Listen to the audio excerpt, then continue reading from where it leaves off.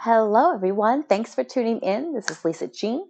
Today, I'm going to give a quick dance tip tutorial kind of a thing. We're going to be working on how to isolate our oblique muscles. Oblique muscles are really important in belly dancing. Anything where our hips go up and down, like our piston hips or our hip lifts, our hip drops, that is all mostly controlled by our obliques. But a lot of times we have trouble learning how to isolate just those without utilizing any of our legs or our hips. So here's an exercise that I like to do that works really well to help with that. So it may be helpful to have something to put your hand on, either a wall, a chair, a table, back of the couch, whatever works. I'm going to shift my weight over to one side, check in with your posture.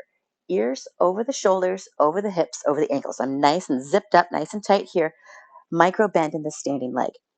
This other leg, I'm either going to put the tip of the toe on the ground for balance, or if you really want to challenge yourself, you can bring that toe anywhere up. I'm going to bring it all the way up to passe. So my toe is pointed. I'm engaged in my abs, lifting my chest. I'm nice and tall. Don't lock out your standing leg. Little bend. Woo, that's why the chair's here. So first we're going to figure out where our obliques really are. If you use your thumb and find the bottom of your rib cage and use your fingers to find the top of your hip bone.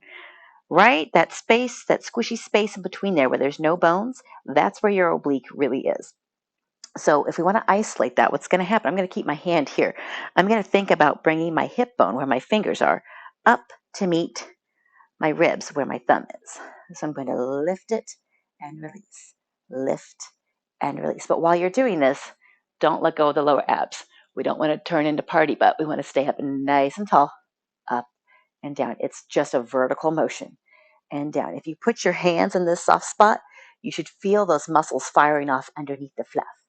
Lifting and releasing, lifting and releasing. Let's try the other side. Same thing. So I'm going to put my weight on my other side, gently soften that knee a little bit. I can put my toe here, but it's really helpful if you can get all of your weight off of this leg. You can have it low. I'm going to bring it all the way up to a passe position. So my toe is pointed. Chair if you need it. Soften this leg. Check in with your posture. Use your hand. Find the bottom of your rib cage and the top of your hips. Your oblique is this nice squishy area in between here. I'm going to focus on bringing my hips up to my rib cage and dropping it down and up and down. Check in with your posture. Check in with that tailbone. We don't want to release it back behind us. We want to keep it up nice and tall. So really zip up those abs, up and down. Let's do a few more on the other side. So if you want, you can totally have your hand in that oblique area so you can get that tactile feel of what the muscle's doing. If you don't need that, or if you're feeling good with it, you can just have your hand resting out, kind of a low V. My toe is right next to my leg, however high up it is. Check in with your posture. Lift the chest, shoulders back, zip up the abs, and we're going to crunch that oblique and down. Crunch it up and down. One more. Up and down. I'll add one more. Up and down. We're going to do it on the other side one more time. Bring that toe up however high you want. Check in with your posture, nice and tall. Zip up those abs. Chest lifted, shoulders back. And we're going to crunch and down. Hand in here if you need it to really feel what's happening. Up and down, up and down. This is a great way to really learn how to isolate those oblique muscles, really get a feel for them without using any of your leg or your hip muscles. That's actually something that's really hard to do. But I find if you take your weight off of that one side, the only way you're going to get your hip up is by contracting those obliques. So give that a shot. I hope you like it. I hope you find it helpful.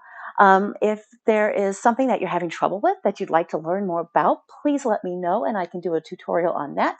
I am also beginning to post some belly dance classes on my Patreon page along with my bar fitness stuff. So if you're interested in learning more from me, please check it out. I hope you enjoy it. Thanks for tuning in.